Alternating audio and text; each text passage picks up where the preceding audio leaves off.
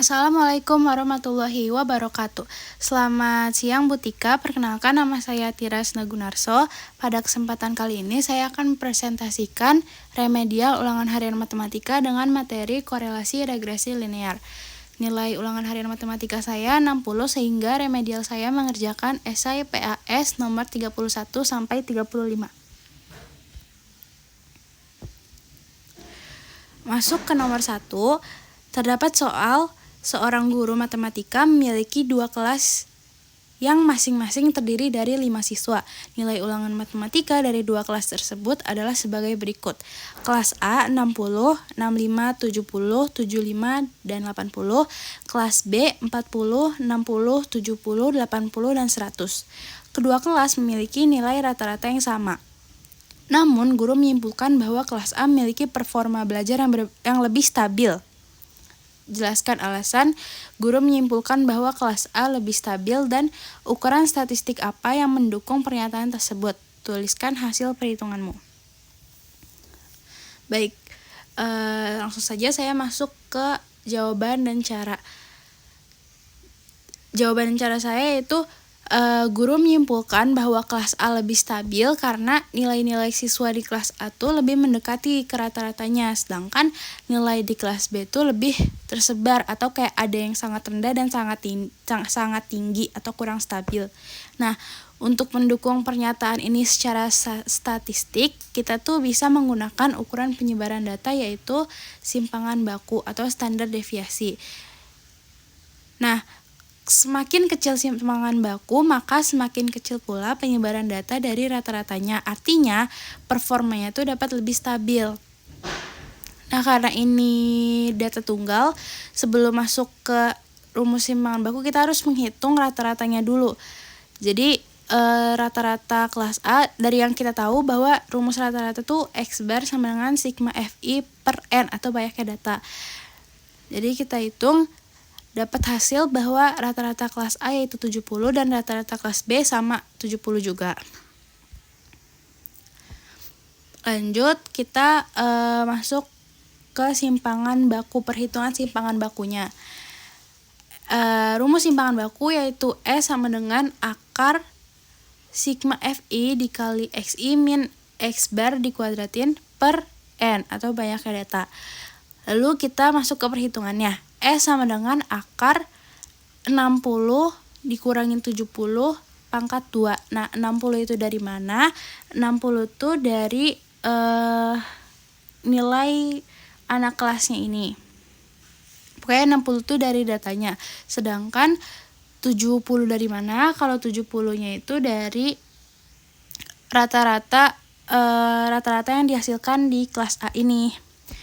Nah, kalau pangkat 2 dari mana, itu dari rumusnya. Lalu ditambahkan dengan 65 dikurangin 70 pangkat 2 tambah 70 dikurang 70 pangkat 2 dan seterusnya.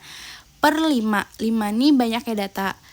Lalu lanjut, S sama dengan akar 100 plus 25 plus 0 plus 25 plus 100 per 5. Lalu S sama dengan akar 250 per 5. S sama dengan akar 50, lalu dapat hasil S sama dengan 7,07. Selanjutnya ada simpangan baku kelas B-nya. Seperti yang tadi rumusnya sama, lalu diperhitungkan 40 dikurang 70 pangkat 2, 40 dari mana, sama 40 juga dari datanya, nilai anak kelasnya. Lalu dikurang 70 dari mana? 70 dari rata-rata kelas B. Dan seterusnya, lalu dapat hasil S sama dengan 20.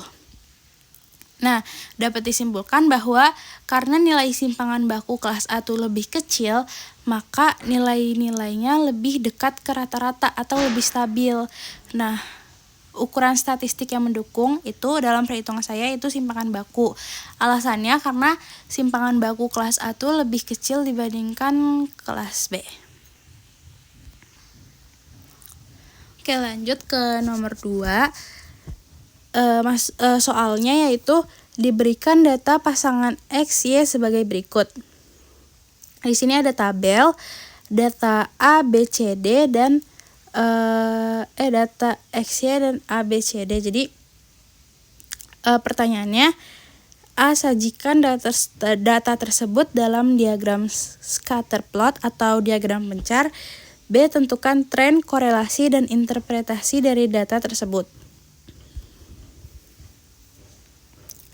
Jawaban dan cara saya yang pertama yaitu membuat diagram pencar. Yang horizontal yaitu data X dan yang vertikal yaitu data Y. Dari yang kita tahu bahwa data X itu yaitu 4, 3, 3, 2, 1 dan data Y itu 3, 3, 4, 3, 2. Dapat terlihat di sini tren datanya yaitu linear. Kenapa linear? Karena dia tuh berbentuknya tuh lurus, bukan kayak bengkok gitu. Kalau bengkok baru kurva, tapi ini linear. Nah, korelasinya tuh positif karena dia menunjukkan arah naik dari kiri bawah ke kanan atas. Dan kalau interpretasi datanya tuh semakin meningkat nilai variabel X, maka akan semakin meningkat pula nilai variabel Y. Lalu lanjut ke nomor 3. Nomor 3 soalnya itu menggunakan metode kuadrat terkecil, tentukan garis base fit dan hitung koefisien regresi atau slope dan intercept dari data berikut. Datanya yaitu ada data X dan Y. Data X yaitu 1, 2, dan 3. Data Y yaitu 2, 3, dan 5. Masuk ke jawaban dan cara. Ini merupakan garis base fit. Maksudnya ini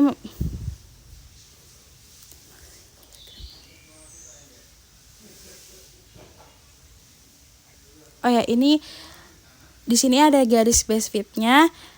Dapat terlihat dia ada di tengah-tengah gitu. Nah, ini garis base fitnya menggunakan metode kuadrat terkecil. Lanjut, kita akan menghitung koefisien regresinya sesuai sama yang diperintahkan tadi. Nah, sebelum kita menghitung koefisien regresi, kita perlu membuat tabel terlebih dahulu.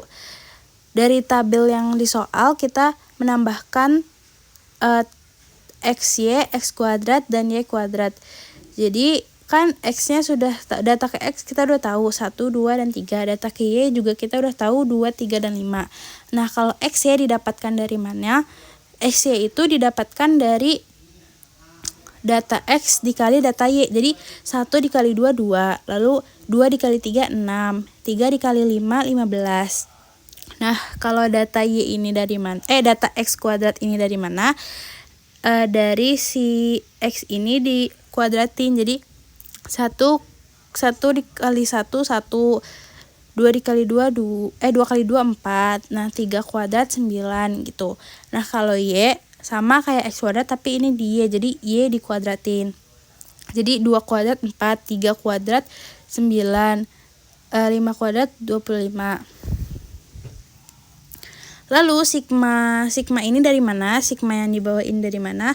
Itu semuanya didapetin dari hasil pengtotalannya. Jadi kalau sigma X tuh 1 tambah 2 tambah 3 hasilnya 6. Sigma Y 2 tambah 3 tambah 5 hasilnya 10. Sigma XY 2 tambah 6 tambah 15 hasilnya 23 dan seterusnya.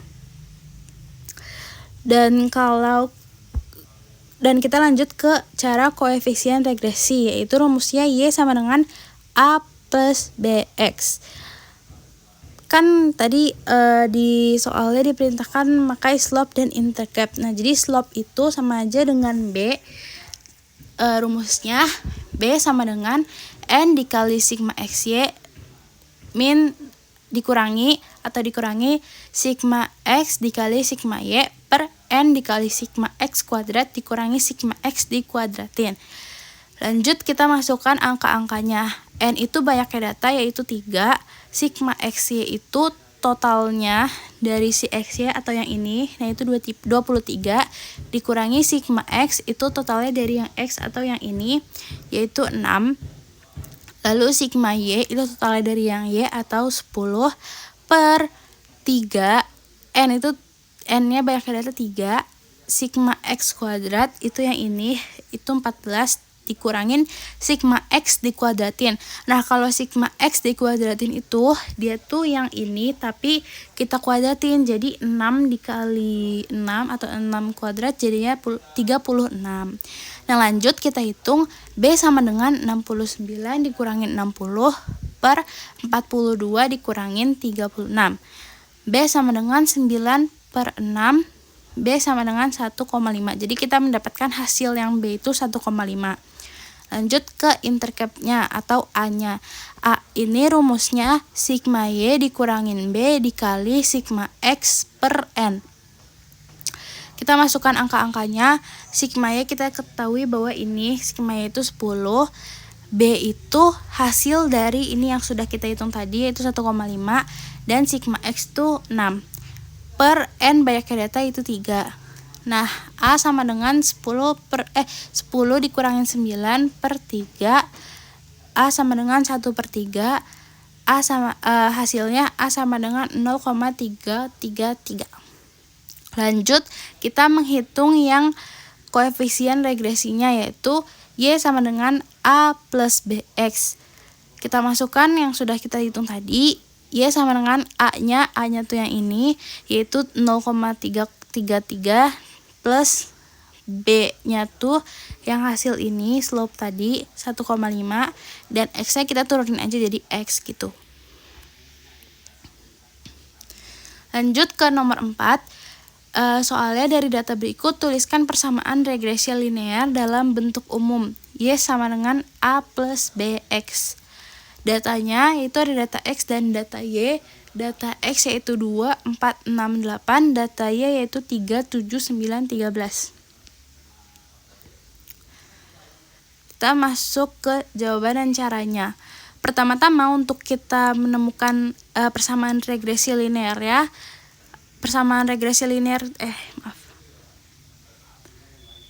Pertama-tama untuk kita mendapatkan persamaan regresi linearnya, kan rumus persamaan regresi linearnya bentuk umumnya Y sama dengan A plus BX. Nah, kita harus membuat tabel seperti yang di nomor 3 sebelumnya itu. Tabelnya seperti ini, caranya sama kayak yang di nomor 3 juga. XY dapat dari 2 dikali 3 sama dengan 6. Dan seterusnya, kalau X kuadrat didapatkan dari si X ini lalu dikuadratkan, jadi 2 kuadrat 4, 4 kuadrat 16, dan seterusnya. Lalu Y kuadrat didapatkan dari Y ini lalu dikuadratkan, 3 dikuadratkan 9, 7 kali 7 49, dan seterusnya. Nah, kalau si sigma ini didapatkan dari penjumlahan semua yang di atasnya ini. Lanjut kita masuk ke perhitungannya. Sebelum kita masuk ke bentuk umum Y sama dengan A plus BX, kita perlu mengetahui dulu A-nya itu berapa dan B-nya itu berapa. Jadi kita harus menghitung dulu. Yang pertama kita menghitung B dulu. B sama kayak tadi nomor 3, rumusnya kayak gini. B sama dengan N dikali sigma XY min sigma X dikali sigma Y per N dikali sigma X kuadrat min sigma X dikuadratin. Lalu kita masukkan semua angka-angkanya. N total datanya ada 4, sigma XY yaitu ada 192, dikurangin sigma X itu ada 20, dikali sigma Y itu ada 32. Per N ada 4, N banyaknya data itu 4, sigma X kuadrat yaitu 120, dikurangin sigma X dikuadratin. Jadi si X ini, hasil sigma X ini kita kuadratin jadi ada 400. Kita lanjut, B sama dengan 768 kurang 640 per 480 dikurangin 400. B sama dengan 128 per 80. B sama dengan 1,6. Lanjut kita menghitung yang A-nya. A sama dengan, ini rumusnya ya. A sama dengan sigma Y min B dikali sigma X per N. Kita masukkan angka-angkanya. Sigma Y itu total dari ini yaitu 32, lalu B itu kita dapatkan dari ini yaitu 1,6 dikalikan dengan sigma X kita dapatkan ini yaitu 20. N-nya itu banyaknya data yaitu 4. Lanjut, A sama dengan 32 dikurangin 32 per 4. A sama dengan 0 per 4. A sama dengan 0. Nah, kita masukkan ke bentuk umumnya, Y sama dengan A plus BX. Jadi, Y sama dengan 1,6X aja karena A-nya itu kan 0. Sedangkan kalau B-nya itu 1,6. Jadi, A-nya itu 0 ini nggak perlu kita tulis. Lanjut ke nomor 5. Soalnya yaitu hitung nilai koefisien korelasi R dari data berikut dan interpretasikan apakah hubungan antara X dan Y bersifat kuat, sedang, ataupun lemah. Kita mempunyai data, yaitu data X dan Y. Data X ada 1, 2, dan 3. Data Y ada 2, 3, dan 5.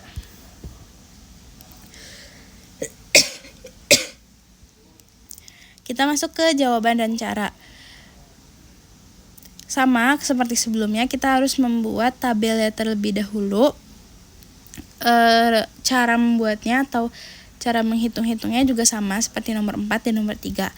Lanjut, kita memakai rumus koefisien korelasi, yaitu R sama dengan N dikali N atau banyaknya data dikali sigma XY dikurangin sigma X dikali sigma Y per akar N dikali sigma X kuadrat dikurangin sigma X dikuadratin dikali N dikali sigma X kuadrat dikurangin sigma X dikuadratin.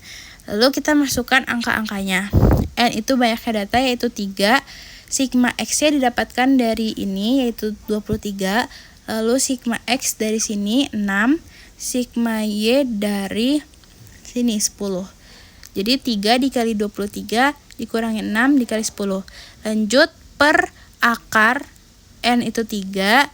Sigma X kuadrat itu 14. Lalu sigma X dikuadratin itu yang ini 6 dikali 6 36 dikali N itu banyaknya data 3. Sigma X ini maksudnya sigma Y kuadrat itu 38. Lalu sigma Y dikuadratin yaitu 100. Nah, lanjut kita menghitung ini, yaitu kita hitung R sama dengan 69 min 60 per akar 42 dikurangin 36 dikali 114 dikurangin 100. R sama dengan 9 per akar 6 dikali 14. R sama dengan 9 per 84. R sama dengan 9 per 9,165. Hasilnya R sama dengan 0,985. Dapat disimpulkan bahwa koefisien korelasi R sama dengan 0,982 ini menunjukkan hubungan yang sangat kuat dan positif antara X dan Y. Baik, sekian presentasi saya.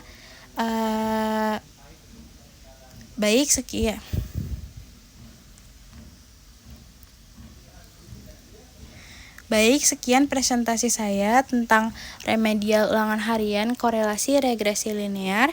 Kurang lebih mohon maaf. Terima kasih Bu Tika. Wassalamualaikum warahmatullahi wabarakatuh.